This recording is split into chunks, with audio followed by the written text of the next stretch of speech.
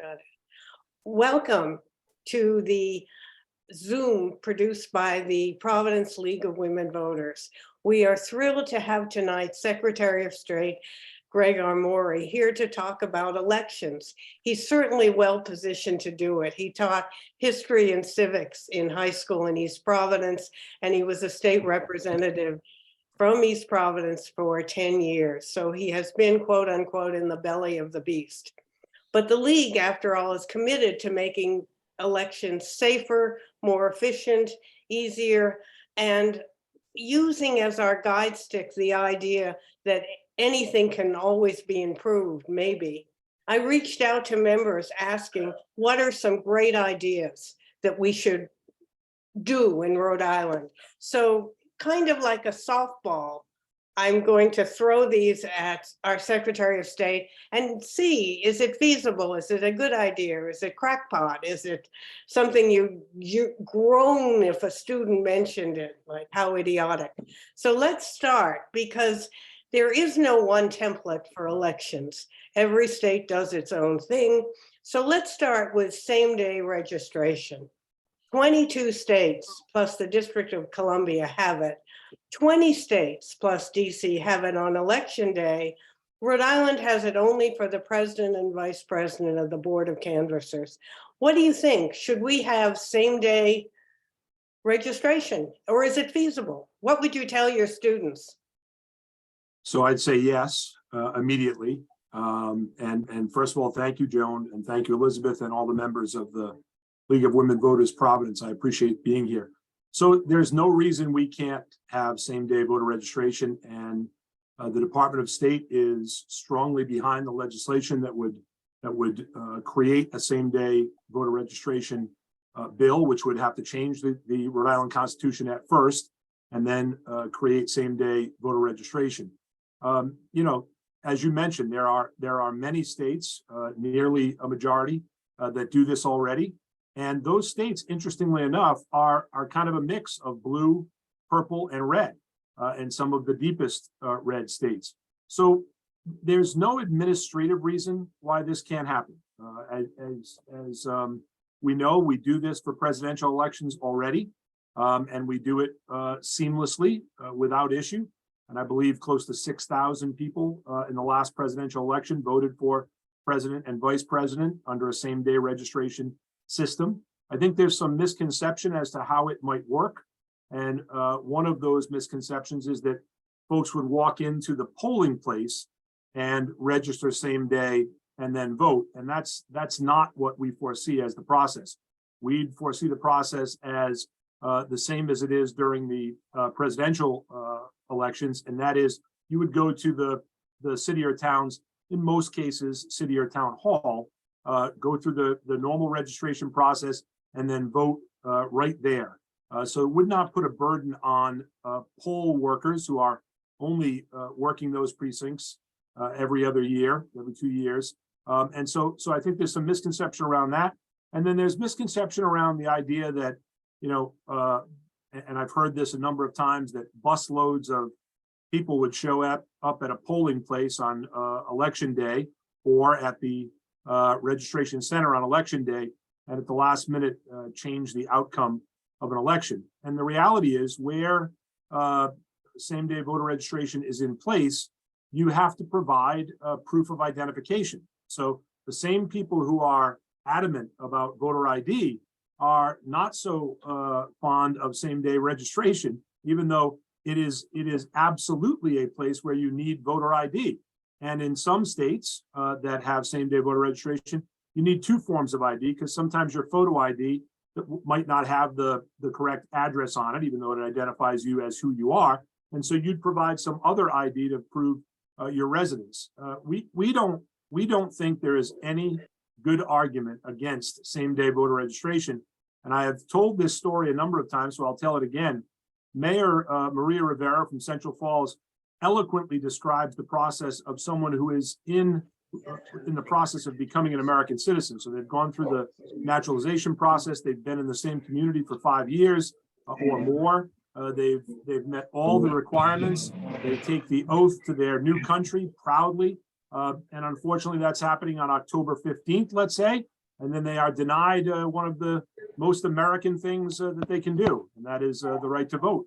I've also talked about folks who, move in to the state who may have been serving their country or are serving their country. And because they haven't fallen under that deadline, which is now arbitrary because there's no administrative burden that exists to register somebody quickly. And that person who served their country and who is someone who wants to be a part of the process is denied that right. But set all that aside, my belief is that anybody who wants to vote on the same day, and even if their interest is sparked prior to the closing of the polls, they should have that opportunity, because representation is representation. They're going to vote for the people that will represent them over the next 2, 4, or 6 years. We know that this is a hurdle in the General Assembly, and we know that leadership in both the House and the Senate, Republicans for sure, but many Democrats as well, are pushing back against same-day voter registration. And as is almost always the case, they talk about fraud, they talk about manipulation of the system, they talk about the integrity of the election system. We don't think there is a fair argument against same-day voter registration, and this has been a priority for us. I have done countless interviews in all sorts of media spaces about same-day registration. I have gone on to WPRO with Matt Allen, which was not a friendly environment for me, but it was a good discussion, and I believe if people listen with an open mind, we may have convinced 1 or 2 of his listeners that this is the right thing to do. And as I pointed out, there are Republican states that do this, and they do it without issues. So this should not be a partisan issue. Well, and the sky didn't fall.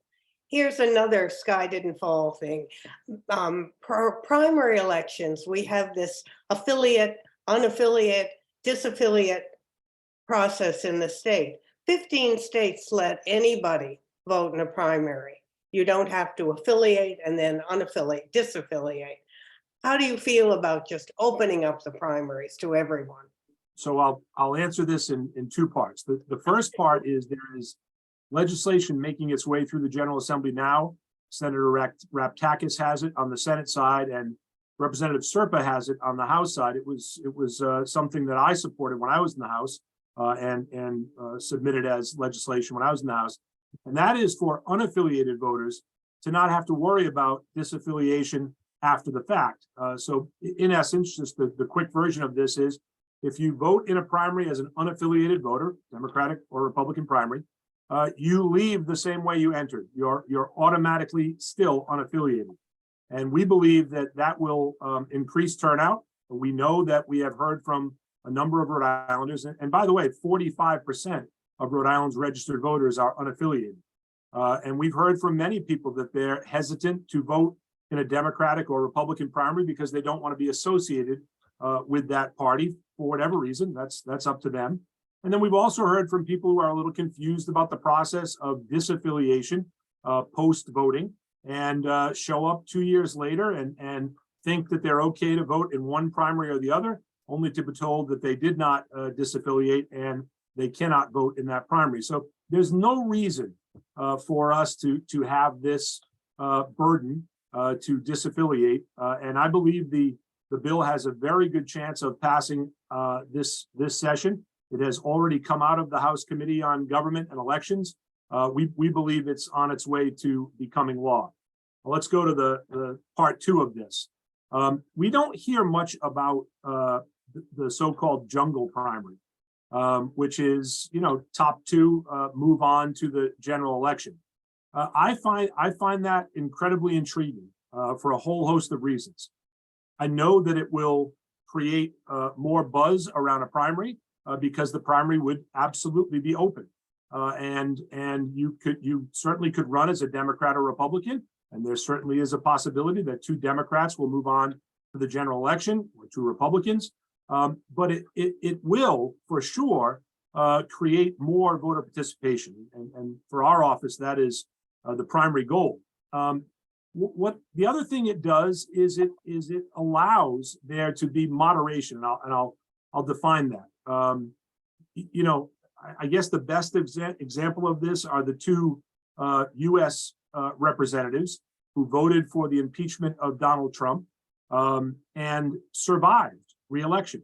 And they are from two open primary states, Representative Newhouse from Washington State and Representative Valadao from California. I would suggest that if they were to have had a Republican primary with a President Trump-backed candidate, they would not have been returned to the House of Representatives. And so, you know, courage should be rewarded, and there should be an opportunity for voters to weigh in across the board. And we really haven't talked about this much. We have talked about ranked choice voting. But we haven't talked about the open primary system, and it's appealing to me for all the reasons that I have mentioned. Well, to carry on, first of all, let me urge people to use the chat to ask questions, so it isn't just me. One variation of that is ranked choice, which has been introduced in 14 states. I think California and Washington are the only states that have it, and it's not clear how it would work, but it's kind of the idea du jour. What do you think of ranked choice voting? So, you know, I'm certainly open to ranked choice voting, and there's a bill Representative Kislak and Senator Lawson have put forward that would basically create a pilot ranked choice voting system for the presidential preference primaries. So same idea, right? The jungle primary is appealing because the winner is going to have 50% plus one guaranteed. You're not going to have that spoiler in the general election to make sure that one or the other wins with less than 50%. So ranked choice is along the same lines. You're looking to get a 50 plus 1% winner when everything is finally exhausted, when the ballots are counted, and you would rank your choices. And so, you know, I think it's a way to encourage more voters for sure. I'm not sure at this time in American history where folks, for lack of a better term, folks are misinformed about the security of our elections and the accuracy of our elections. I'm not sure at this time in American history this is the best time to engage in a ranked choice primary system, because it is complicated. You have rounds of counting before you can come to the winner, unless of course somebody gets 50 plus one in the first round of voting. And you know, the examples that are out there are New York City, which took a long time to finally find a winner, and Mayor Adams was the highest vote getter in round one. But the process took a little while, and it was not terribly well understood amongst the voting populace. So if we were to move to a ranked choice voting system, I think one of the great challenges is to get out in front and educate people as to how it works. And it is not as easy to explain as the jungle primary, for sure. And it would take some effort. I think, you know, the nicest part about it is you get to rank your choices, which is a nice thing for a voter to be able to do, right? You're going in there and say, well, if this one can't win this one, but you know, ranked choice will certainly fall under political strategy like any other election system does, and you can't force somebody to exhaust their ballot. So you can't force somebody to pick all four or all five. That's just not a feasible thing to do. So I'm not sure if the end game, and the end game would be to get the most democratic process and to have all voters heard. I'm not sure if that will always happen if ballots are not exhausted. And there are Alaska's doing this, Maine's doing this. So it's not, it's not unusual, and I'm intrigued by it as well. Now, one of the challenges we have here in Rhode Island with ranked choice is the audit system that we have in place. So, we're very pleased to say that, we audit our elections after the fact, and those are referred to as risk limiting audits. And we have the gold standard of risk limiting audits in the country. And right now, as we speak, the audit process for ranked choice is not as clear and not as available as the current audit system is under the way we manage elections. So that's a challenge that I think we will have to figure out at the same time if the legislation were to move forward and if we were to choose to go down this path. Again, I think any system that encourages more participation, we're in favor of. I think there are a few more challenges with implementing ranked choice than there would be in implementing a jungle primary. Is this something that one reader commented that it would help in South Kingstown's town council? Is this something that a town council might use and Sure. not the state? Sure. Listen, I would be open to it being used at all levels, as long as we can figure out the education side of things, which is incredibly important, and then making sure that people have confidence in the process. But that's the South Kingston example is a good example. I think after the congressional District 1 race is concluded, the primary is concluded, we're going to have a lot of people talking about ranked choice voting because, chances are the winner of that primary is not going well. I mean, it would shock me if the winner of that primary had 50% or more. It would shock me if they had 30%, to tell you the truth. So we're going to hear about this post CD1 primary for sure. And look, the Department of State is capable of doing all of this. The Board of Elections is capable of doing all of this. I think the concerns that I've laid out are legitimate concerns. And even in the places that have ranked choice now, they're grappling with those concerns as well.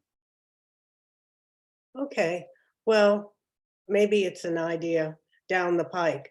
Another idea, though, would be mail ballots for everyone.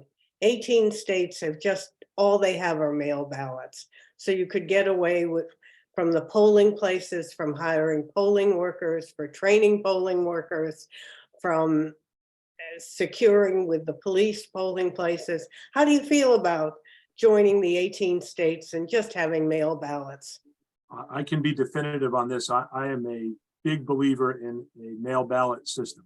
I just think there are so many benefits to an all mail ballot system, and even in the all mail ballot places, you can still vote on election day. There are places and voting centers where you can vote, but first of all, the idea that you have time to sit with your ballot, go through the referendum questions, research the candidates, not feel pressured by a line behind you waiting to vote.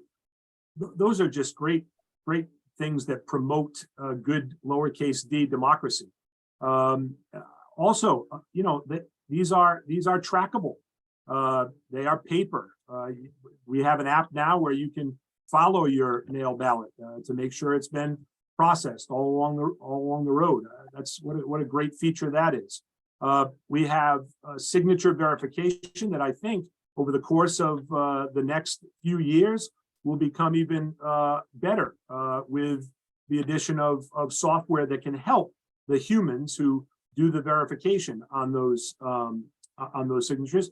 And that we can also have a discussion about voter ID in relationship to all mail ballots, because the voter ID becomes less of an issue on the day of the vote and more of an issue during registration. And then we go to signature verification. Mail ballots cannot be hacked. There is no way for anybody to get into a system in regard to mail ballots. The drop boxes, every study I have read on drop boxes comes to the conclusion that they are extremely secure. And even with the bad PR that the United States Postal Service gets, I think much of it not warranted, the Postal Service produces a good service in regard to delivering mail ballots.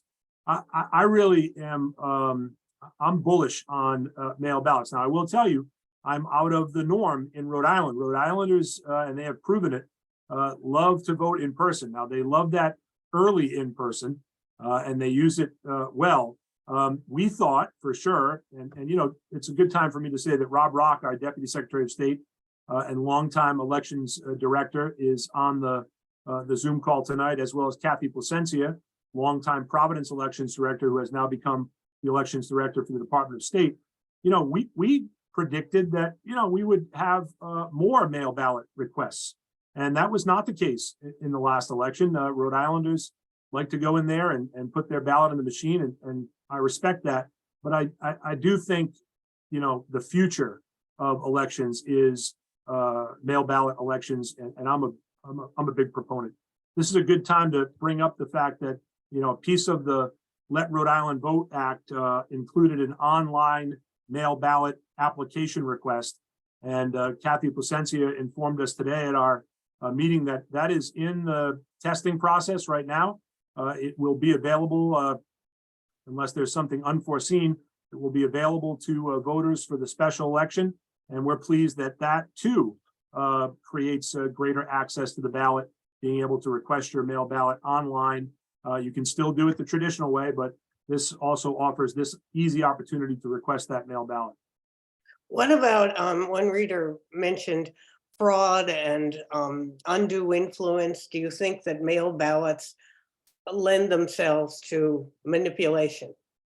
I think there's manipulation in some cases. You know, it's a big system. There's going to be some unscrupulous candidates. There are going to be some unscrupulous campaigns that do things that they should not do.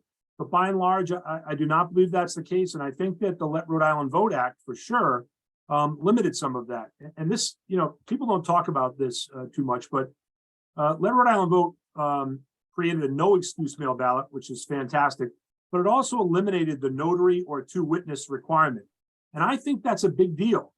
You know, the people who disagree with me think that that opens the system up for fraud. I think it's the exact opposite. It keeps campaigns out of the room. It keeps campaigns and candidates away from the envelope and that signature. And so, you know, folks can really vote their ballot by themselves without any interference. And if they need help for various reasons, disabilities, et cetera, they can get that help. If they need someone to deliver their ballot to the mailbox or to the drop box or to city or town hall, they can do that, and they should be allowed that option. But I think, you know, by and large, and Washington State, you know, there's enough evidence in Washington State that, you know, it has not been manipulated. And there are always examples. There are always pockets where people aren't doing the right thing. But I think in general, it's an incredibly safe and secure system. Will it come to this state? I hope so. I hope so. I talk about this everywhere I go, and sometimes to the chagrin of people who do not believe in it, or believe because of the former president's misinformation that it is not safe. Ironically, he used that process just about his entire adult life. But it's you know, to me, we have the examples. They're out there. The states who do it well can teach us a lot. And I just think, for all the reasons that I mentioned, it's the way to go. Well, maybe it will come. Another question was earlier voting. We have early voting, but somebody suggested we have earlier voting. There are some states where you can vote 25 days in advance. Yeah. So we're at 20. I think that's actually a pretty good number. And, you know, we're getting pushback on the 20. And the reason we're getting pushback on the 20, and some of it's legitimate, is that, you know, we don't do an incredibly good job either at the federal or the state level of funding elections.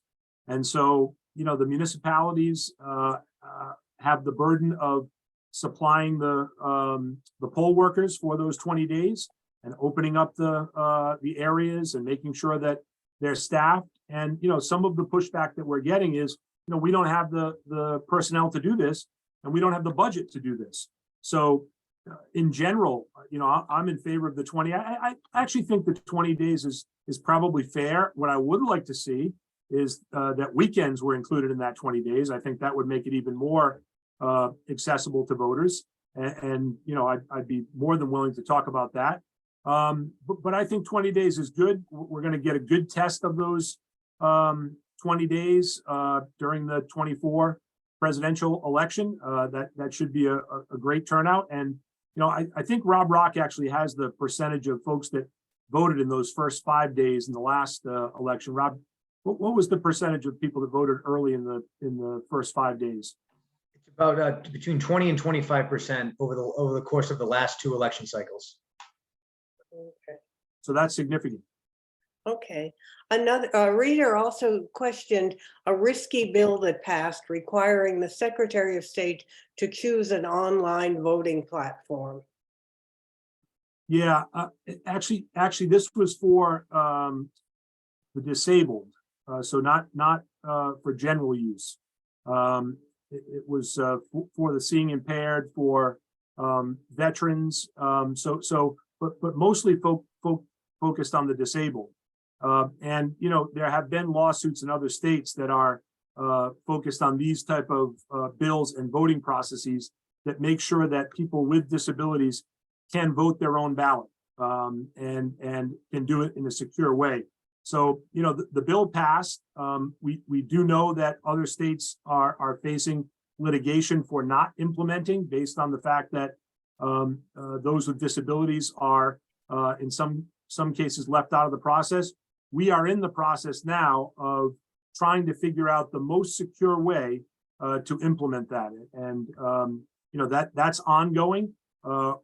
The bill does give the Secretary of State the last call, so to speak, to make sure that anything that we do implement in regard to this is secure, is safe, and we're going to do that. In fact, we've started that process, and we're not rushing it, because we want to make sure that we do this the right way, but at the same time make sure that voting is accessible, and we're not treating voters differently based on their disability. And some of this could be as simple as a portable voting unit that can help print people's ballots for them, and then we could collect them. I mean, we're exploring a whole host of ways to make sure we can do this without putting our system at risk, but also adhering to what we've seen in other states in regard to litigation, which demands that all voters, especially those with disabilities, are treated equally. Okay, It's a hard needle to thread, but you can work on it. Another quick suggestion was 17-year-olders voting in primary elections if they're 18 by the general election. You taught 17-year-olders. Do you want them voting? And I wrote the bill. Okay. So yes. So these are 17-year-olds that are in the voting cycle, right? They're going to vote in the general election because they'll be 18. And the bill basically says, let's get them involved in the entire process. They should be able to vote in the primary and the general, so that they're accustomed to being in the whole process and they feel part of the whole process. So we're talking about, in some cases, less than a month. And we're talking about a total of 2,000 voters approximately. And my position on this is the research is clear. And I think the Tufts study is the best study. Once a young person is engaged in the voting process, they stay engaged for the rest of their lives.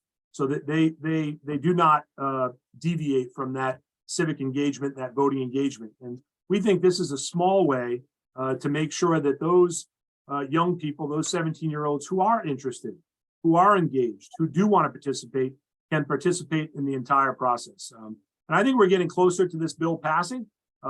It has much less resistance than it did when I first proposed it 8 years ago. Okay. And maybe it just took me leaving the General Assembly to get traction on this bill, but I feel good about its chances. And, I think we get in trouble when we start talking about qualified voters, who's capable of making an informed vote. I taught many 17-year-old AP US history students that I had great confidence in their judgment and decision-making.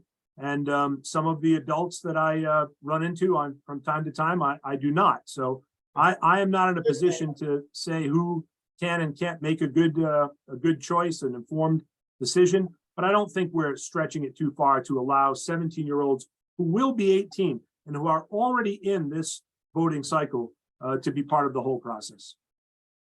Okay, well, you've certainly had hands-on experience with 17-year-olders, so you may have more faith. It's why I'm an optimist. My years in the classroom have made me an optimist, and I think there's great exaggeration surrounding the demise of public education by and large. Certainly, we have problems, and certainly we have issues to contend with. But as someone who is traveling around the schools now, and I'm teaching a voting rights and voter suppression lesson in high schools across the state. I think we've been to 12 high schools thus far, and we go right into an existing civics or history classroom, and we talk about the history of voting rights and what voter suppression looks like and voter access. And the students have been tremendous. The feedback has been great. The back and forth, the Socratic back and forth has been excellent. I'm encouraged. Well, I hope. To go to another opening up of voting, in 5 states, municipal officers and school boards allow non-citizens to vote. And that's been an idea that's been floating around. It's not legal for federal elections, but how do you feel about a city or town or a school board allowing non-citizens to vote? So if we harken back to the American Revolution, and something that I spent a lot of years teaching, no taxation without representation was the call of the founders, amongst a whole host of other issues. But there's a compelling case to be made that folks who are not documented, but are residents of the community and are contributing to the community and are paying taxes in the community, and who have a stake in the community's health and well-being, should have a vote. And so, I'll say it again, because this is what I say wherever I go. Anything that encourages more participation in the voting process, I am in favor of. Now, I know that there are hurdles here, and I know that these proposals are, take it or leave it. They're enabling proposals for cities and towns. But that's one that, for me, someone who is undocumented, and who is a law-abiding citizen, lowercase c, and doing what they should do to contribute and be part of their community, granting them the right to vote in their local election seems to be a reasonable thing. Do you think any of your colleagues in the General Assembly would support that? I don't think this bill is going to move. And there is a bill. Representative Sanchez has a bill that would enable, and it does not have legs. Okay. Another idea is moving the presidential primary. I mean, I don't know how much earlier we can move it. I think the earliest one is early March. Do we want to go earlier? I think there's lots of schools of thought here. Do you want the day to yourself? Are we too small to have it to ourselves? Should we be part of a smaller group of perhaps New England states other than New Hampshire that have it on the same day? What will draw the most attention? I haven't really thought much about it, to tell you the truth. I want as many people to engage in the process as possible. So whatever date would allow us to get the most participation, I think makes sense. We're in an April date now, and because of Passover for the next presidential preference primary, we're going to move that. I believe the General Assembly will move that original date, which I think was April 23rd. Is going to move it to early April, which would coincide with the Connecticut primary, in hopes that perhaps candidates would come and visit Connecticut and Rhode Island at the same time. We're going to get a firsthand look to see if that has an impact, and maybe that's something we can use as data going forward to figure out if that's a viable change. Well, I hope. The next question is sort of more philosophical. Why do so few students or so few young people vote? Clearly, people who have been in your classes have voted, but the League of Women Voters at one time has gone into high schools talking about bond issues and voting in city councils and to register students to vote.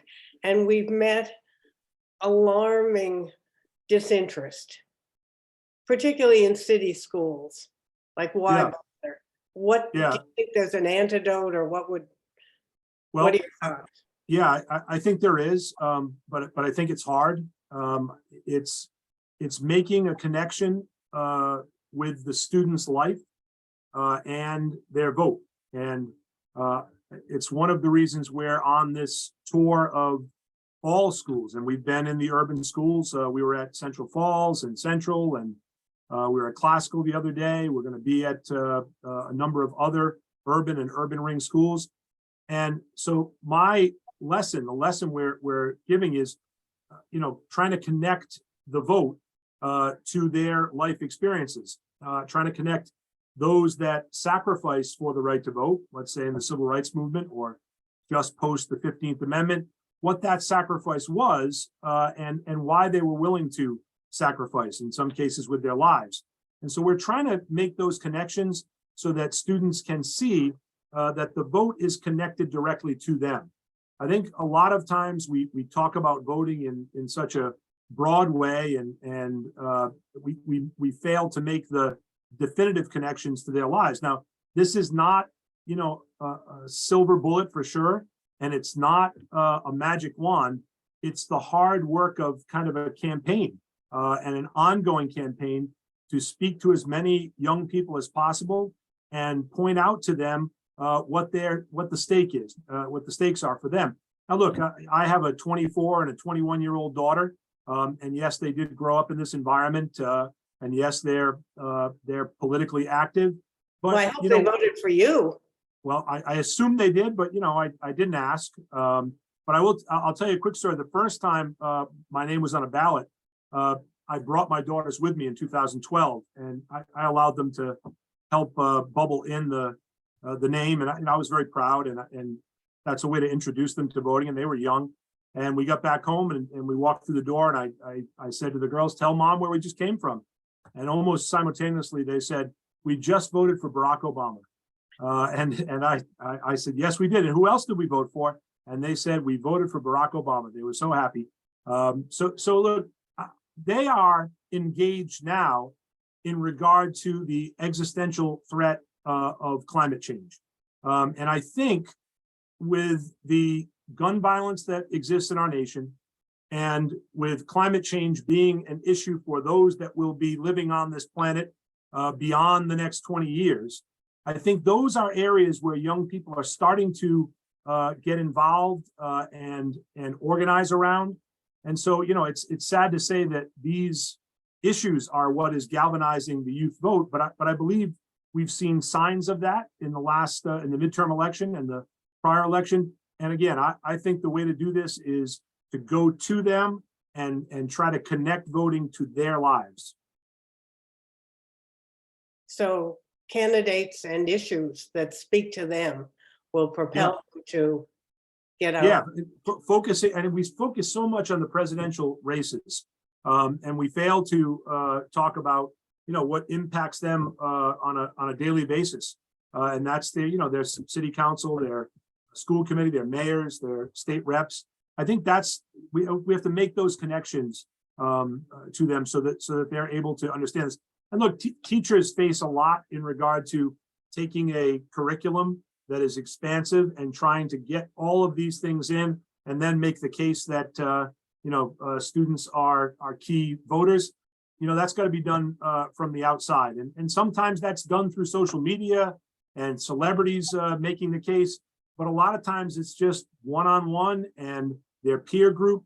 We have begun a student liaison program at the Department of State. I'm proud to say we have 70 student liaisons from 30 districts, I believe, or close to 30 districts. And they're going to work with the members of the Department of State, and they're going to initiate their own civic engagement, voter registration efforts within their schools and be the conduit to the kids in those schools for these efforts. And the Department of State is going to serve, in essence, as their staff. And so we're going to support their efforts. These are going to be grassroots efforts, and this is in the beginning stages. But the idea, the fact that we have 70 participants, we have faculty advisors, means that there's a hunger for this, and we're going to take advantage of that. We're going to support whatever initiatives they may have in regard to engaging their peers. Well, we certainly hope it works. The League of Women Voters certainly has been committed to more civics education in schools. Do you think that requiring more American history is key to all this, or does it have to come outside the curriculum? So both. Both. Yes, there needs to be as much focus as possible in curriculum, and I'm a proud author of the Civic Literacy Act. If you were to go back into the archives and look at my version of the Civic Literacy Act, it requires a full year of study. The bill that passed requires a semester of study, but we did get the Action Civics part of that bill in place, where students can engage in their state, local, federal government with a hands-on project, and that's how they prove proficiency. Now, the pandemic kind of delayed the implementation of that, but we're in schools and we're looking at the projects that these students are engaging in, and it's starting to catch fire. But the more American history we know, the more civic education we have, the better off we are. I was at URI Saturday. We were talking to the political science award winners there, and I referenced the Lyceum speech, which is long before the Civil War and long before there was a Republican Party. And he talked about political violence, and he talked about threats rising from within, and he talked about tyrants being able to fool people based on what he referred to as the mobocracy. And it's really pertinent to this day. And I'm sure Professor Schiller is well aware of the Lyceum speech, which was titled "The Preservation of Our Political Institutions." But Lincoln's answer to these troubles was civic education, was talking about U.S. history, was making sure that all Americans were talking about American idealism and the values associated with self-government and representation in kind of a religious way. And that was his answer. We have to talk about it and teach it and talk about it as much as we can to push back on the mobocracy and the tyranny that may rise from within. Okay. To be on a sort of semi-gloomy note, do you agree with Nicholas Kristof and now President Biden that our democracy is at risk? Yes, yes. In fact, I think it's the greatest risk we face. If we have another election cycle where the loser of a certified election does not accept the results and whips their followers up into a frenzy and spreads misinformation, and those folks threaten elections workers, and we've seen elections workers around the country leaving those positions. If that happens again, yeah, I think American democracy is at risk, because the thing that holds us together is a tradition of the peaceful transfer of power, and a tradition of accepting what have been historically secure elections, where people fight fiercely up until that point. But we can go back in American history in elections that were much, much closer than the last presidential election, where Americans decided, American presidential candidates whose followers were deeply disappointed, who decided that the best thing to do for the country was to concede and do so in a manner that supported the incoming president. You can talk about 1876, you can talk about 2000. There are many examples of this. Now, it doesn't mean that those passionate supporters don't put their energy elsewhere, but the transfer of power has to be respected. And so, yes, it's not to be gloomy. I think it's a greater threat than anything that China poses. It's a greater threat than, in many ways, a lot of the issues that we talk about on a daily basis, because it is the foundation of the Democratic Republic. Okay.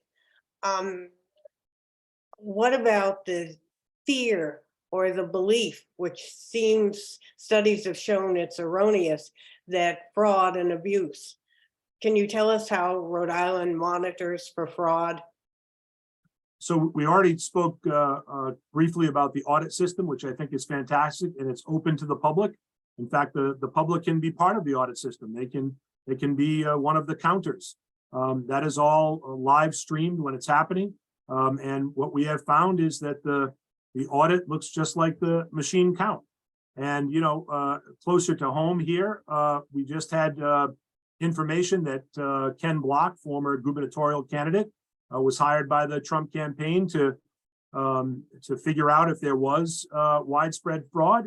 And he clearly stated that in every case where he was appointed to look at potential fraud, he found no widespread fraud. So we have to, as public officials and as good citizens, we have to talk about those instances. We have to talk about the 60+ lawsuits that were either dismissed or did not result in any legitimate concerns about the voting process.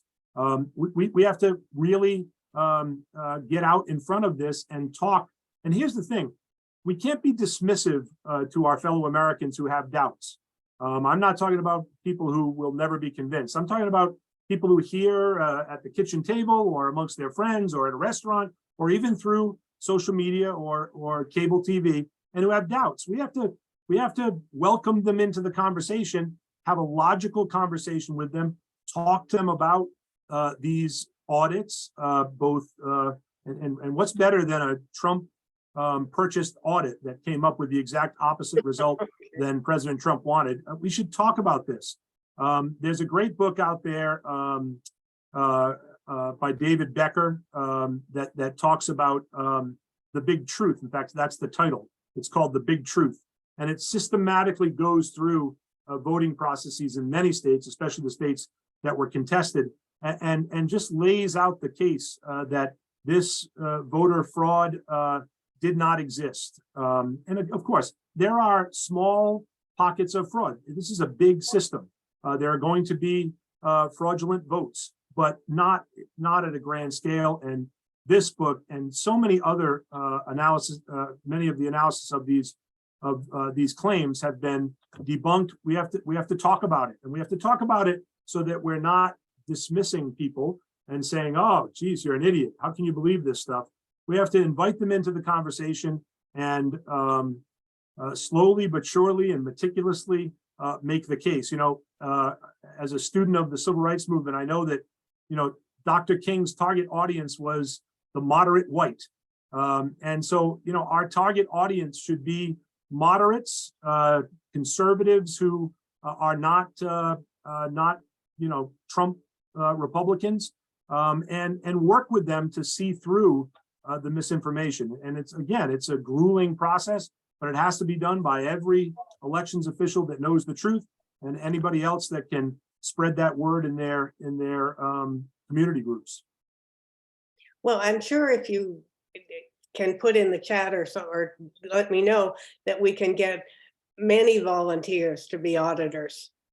That sounds like a wonderful opportunity. Yeah, and the last time, it's the interesting part about this is the last time we had the audit and Rob Rock was there, and there were maybe 2 or 3 people from the public.